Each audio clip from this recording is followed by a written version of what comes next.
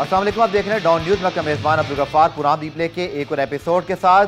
Pakistan super league के ज़बरदस्त matches जारी हैं और पहले हमने देखा कि टॉस जीतने वाली टीमों के लिए बड़ा जो है वो एक नेक शगुन था, लेकिन उसके बाद अब टॉस हारने वाली टीमें जो है वो मैचेस जीत रही हैं। इसी तरह अगर हम देखें तो कराची और पेशावर का आज मैच होना है, वेरी इंपॉर्टेंट मैच, चूँकि दोनों टीमों को अगर आप देखें तो वो स्टार्ट नहीं मिला जिसकी वो होप कर रहे थे।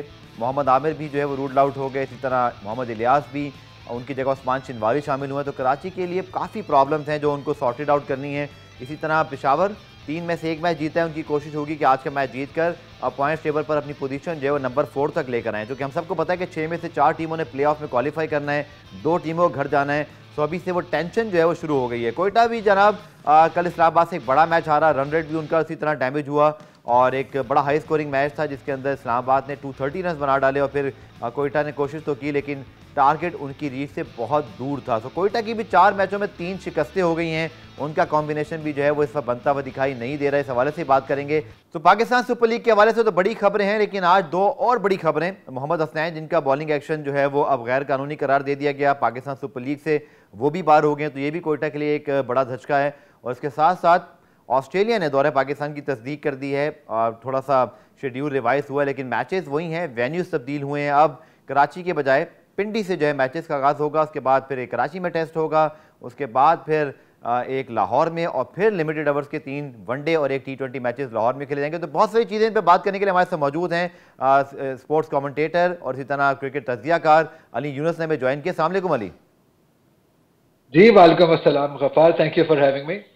Welcome as always. और बहुत सारी चीज़ें अली बात करने के लिए, आज बड़ा हैपनिंग डे है पाकिस्तान सुपर लीग पे, तो हम बात करेंगे, लेकिन पॉजिटिव नोट पे शुरू करते हैं। Australia confirmed their tour to Pakistan after 24 years. इंशाल्लाह they will be arrived in Lahore first in Rawalpindi in fact on 27 February, जहाँ जिस दिन फाइनल हो रहा होगा। तो double joy for Pakistan fan, कोई एक PSL का चैंपियन भी उस दिन हमें दिखाई दे रहा होगा, ऑस्ट्रेलियन टीम भी पहुंचेगी। तो what are historical moments Ali with that will be, because हमने बड़ी मेहनत की है 5-6 साल और अब उसका फल जो है वो इंशाल्लाह हमें मिलने वाला है।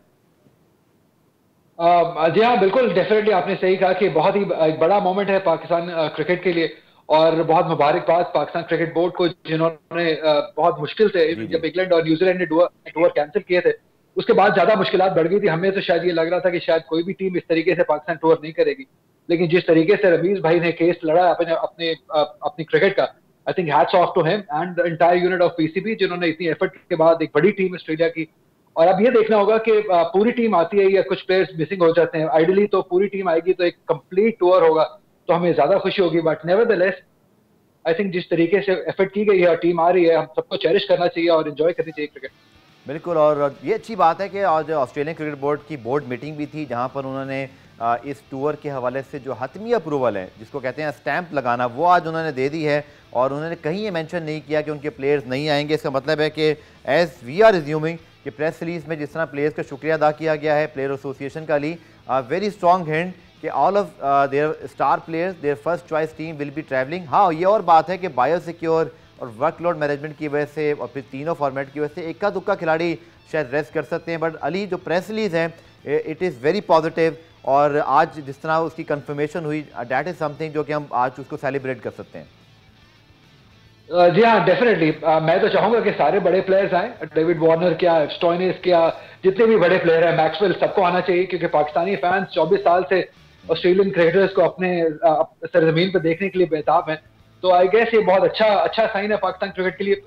इससे पाकिस्तान क्रिकेट की जो क्रिकेट है वो फॉरवर्ड ही जाएगी, आगे ही जाएगी। तो इसलिए बहुत अच्छा साइन है पाकिस्तान क्रिकेट के लिए। I am really looking forward to that series. बिल्कुल। और जैसे अली ने कहा कि तमाम बड़े प्लेयर आने चाहिए, तो ये भी अच्छी बात है कि 3 शहरों में जो है वो ये मैचेस हो रहे हैं, किसी एक शहर में नहीं, तो डैट इज़ ग्रेट। क्योंकि रावलपिंडी वाले कुछ थोड़े से मुझे लग रहा है नाराज़ थे कि PSL के मैचेस वहाँ नहीं हो रहे, but now they are getting actually the majority of the chunk, because test match है, 3 वनडे हैं और 4 मार्च से जनाब पहला टेस्ट शुरू होगा। उसके बाद ODIs हैं इसी रावलपिंडी में, और इनकी डेट्स हैं 29, 31, 2 अप्रैल, फिर 5 अप्रैल को T20 है। जो कराची का टेस्ट है जनाब वो खेला जाएगा 12 से 16 मार्च और फिर 21 से 25 मार्च तक जो है वो लाहौर इसकी नुमाइंदगी करेगा टेस्ट मैचेस के हवाले से। तो ये है ज़बरदस्त खबर। लेकिन अली फिर एक सुबह शुरुआत 9:30 बजे प्रेस रिलीज आ गया मोहम्मद हसनैन के हवाले से।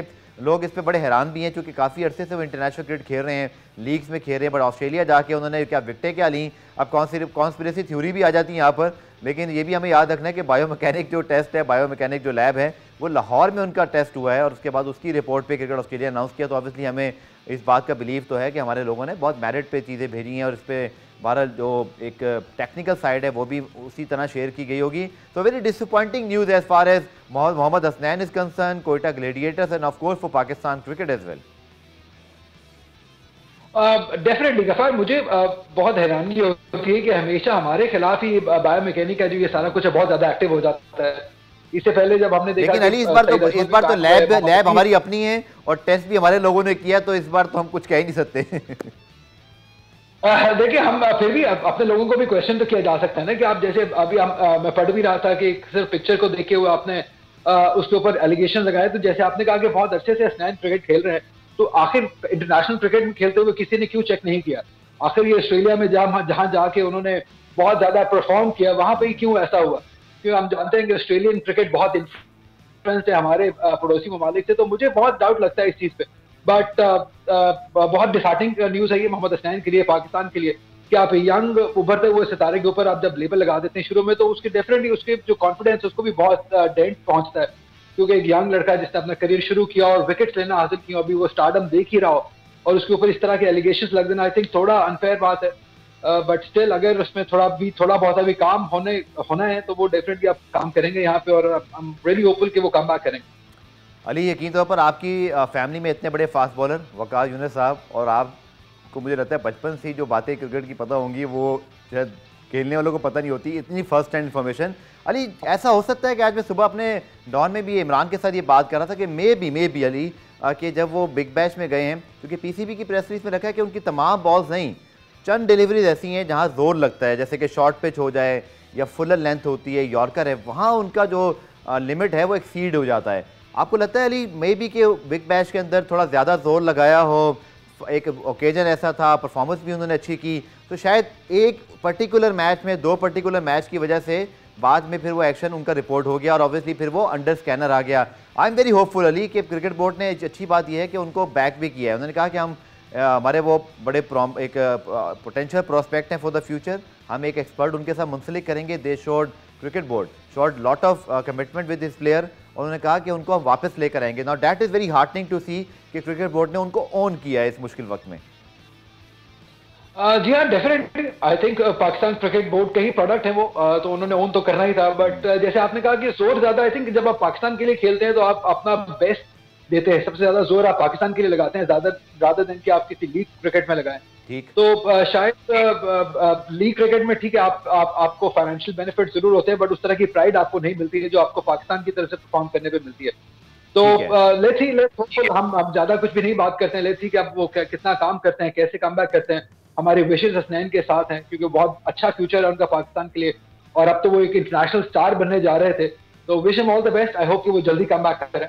बात करते हैं पाकिस्तान सुपर लीग के हवाले से। अली, कल के मैच की पहले अगर हम बात कर लेते हैं, चूँकि कल मैच हुआ कोयटा और इस्लामाबाद का, और क्या कमाल की बैटिंग इस्लामाबाद की, पावर हाउस बैटिंग। जिस टीम में स्टर्लिंग, मुंद्रो और हेल्स खेल रहे हो तो फिर तो बॉलर्स का अल्लाह ही हाफिज़ है, और यही हो रहा है।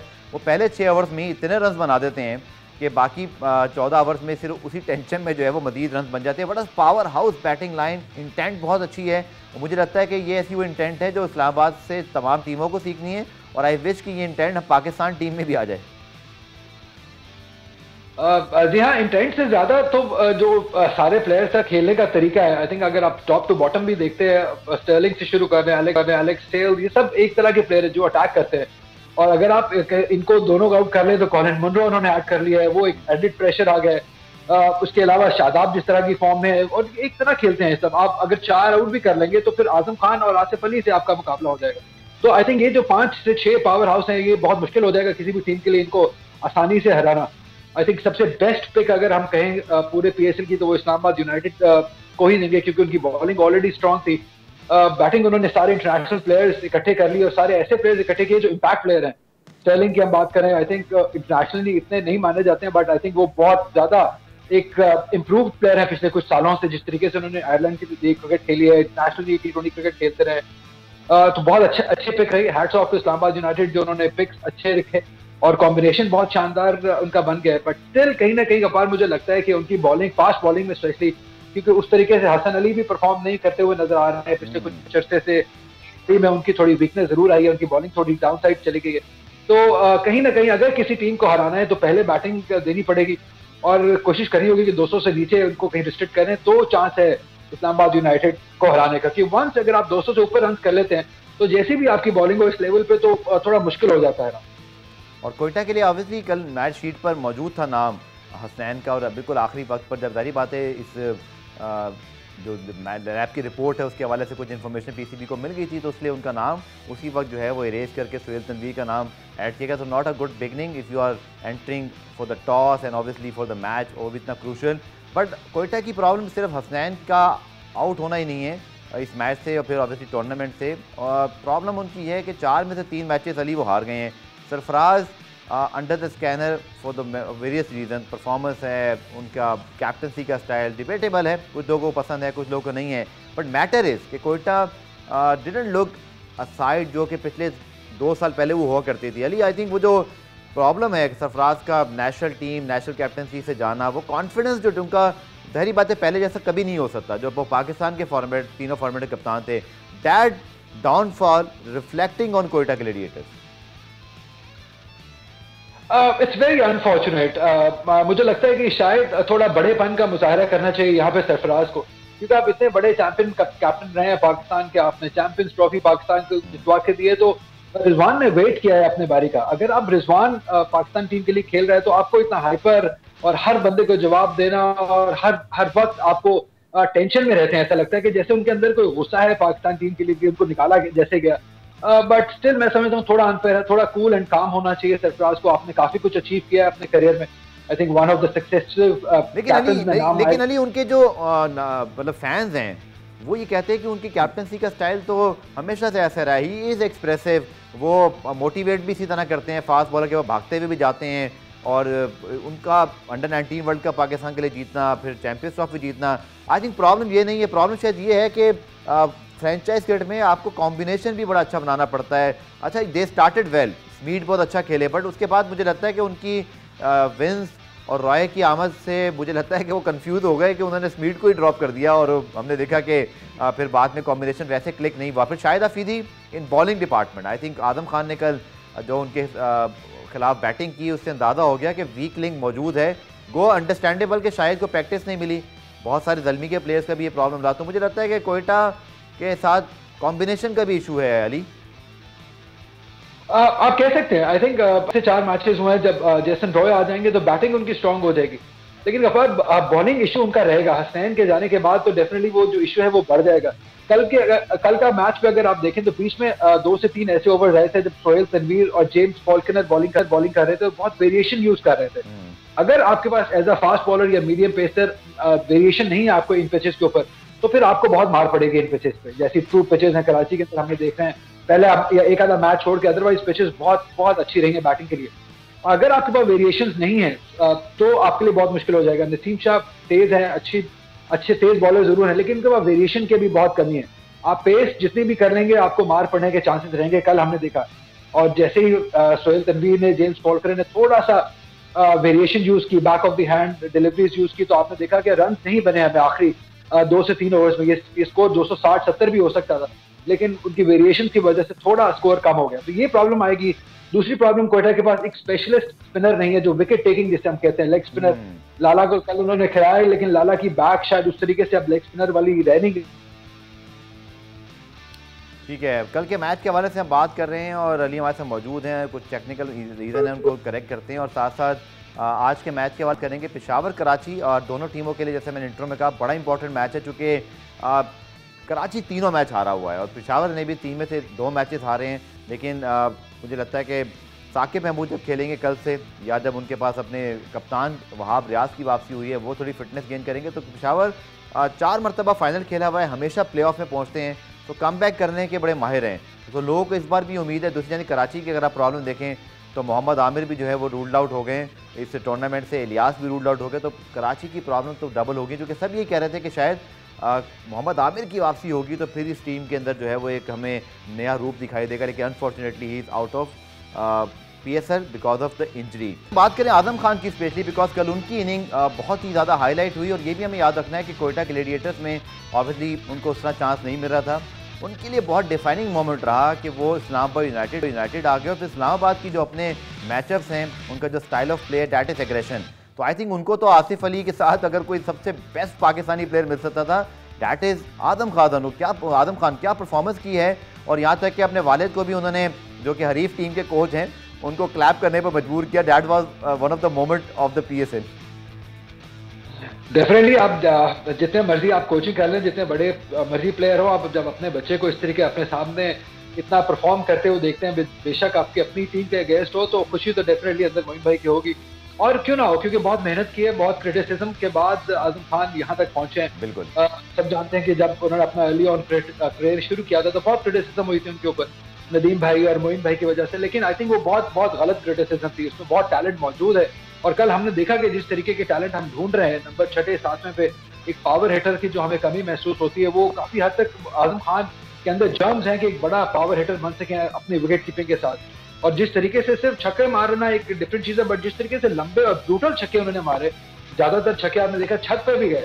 आई थिंक ये एबिलिटी बहुत कम लोगों में है और यंगस्टर्स की अगर हम बात करें तो बहुत ही कम लड़कों में हमें नजर आती है इतने लंबे और बड़े छक्के मारना।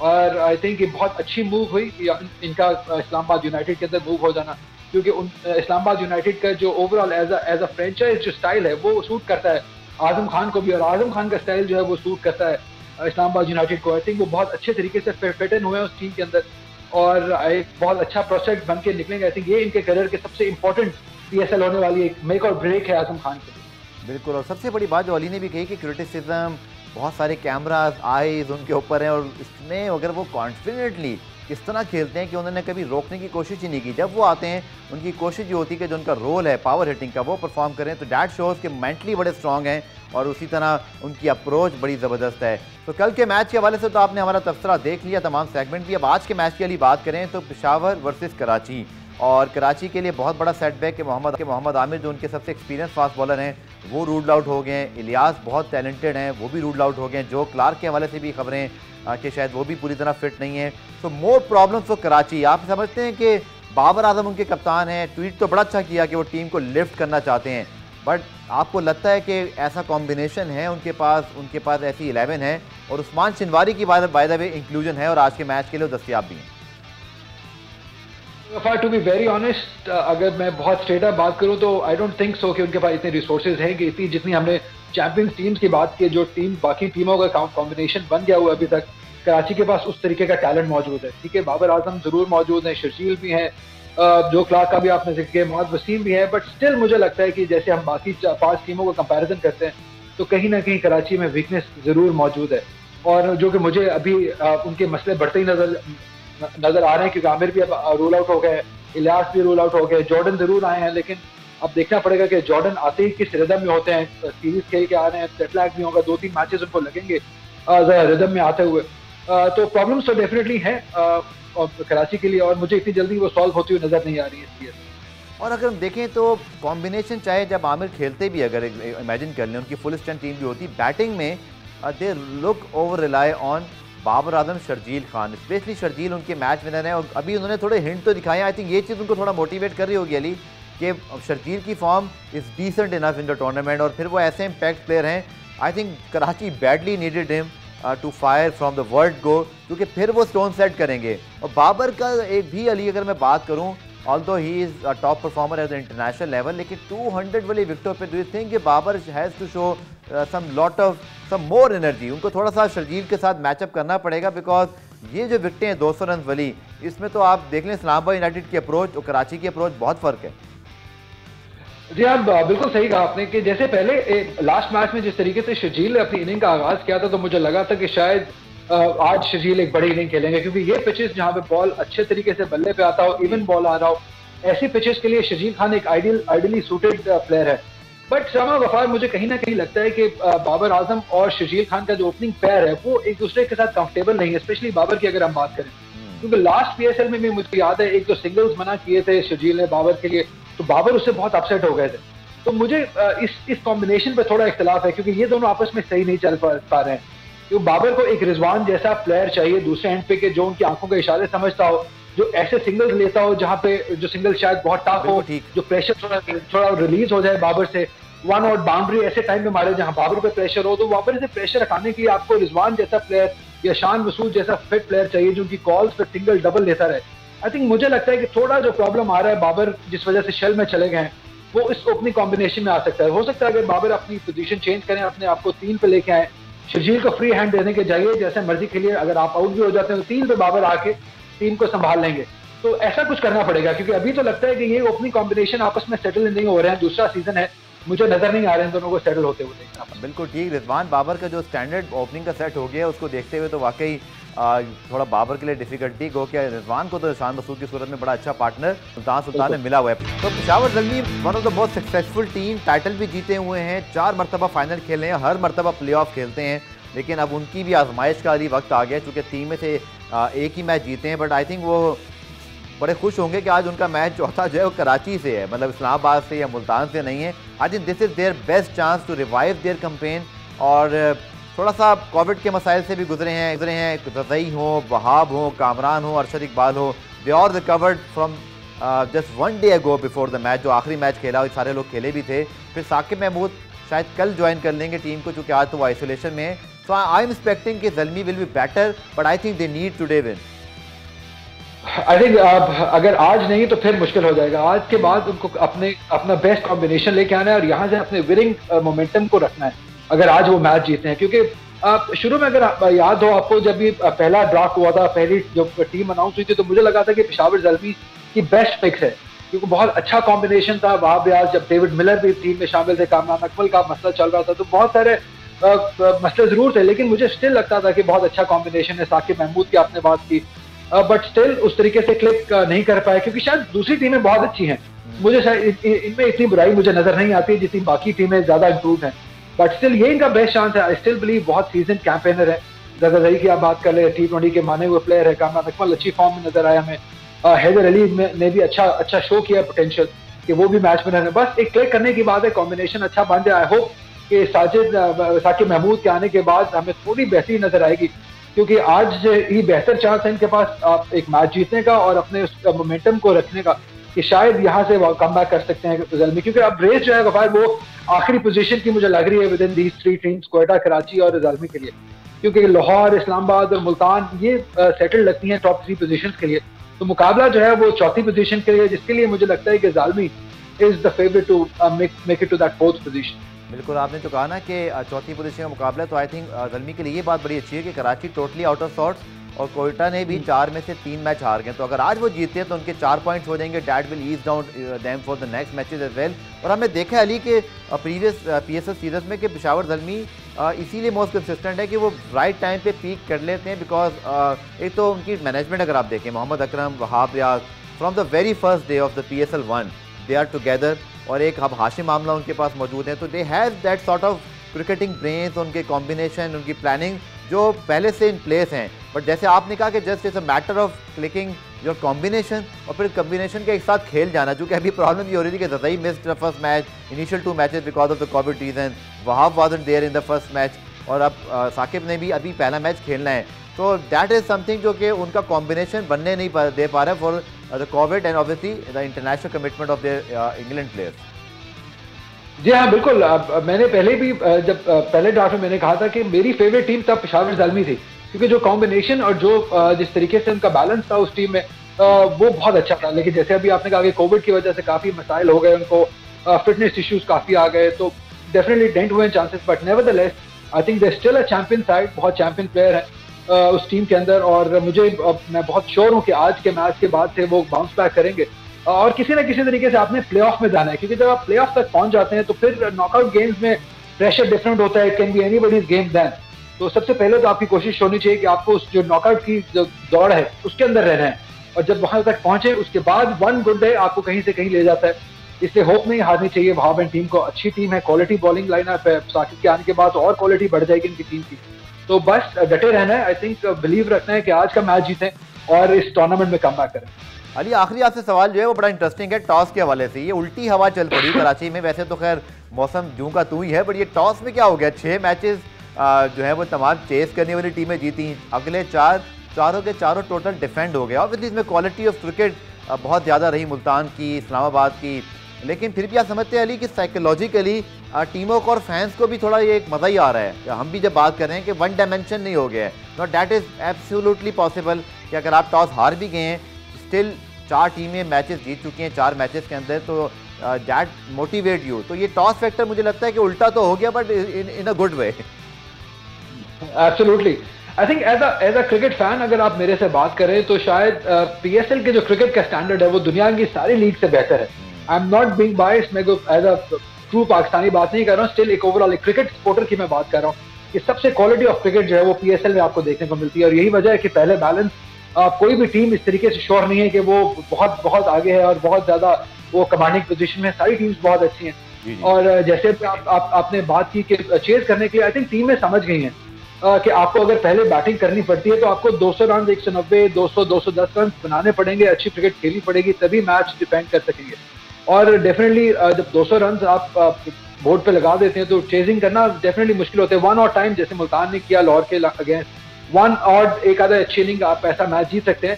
बट अगर आप रेगुलर बेसिस पे 200 रन करते रहेंगे T20 क्रिकेट में तो चेज बहुत मुश्किल होता चला जाएगा।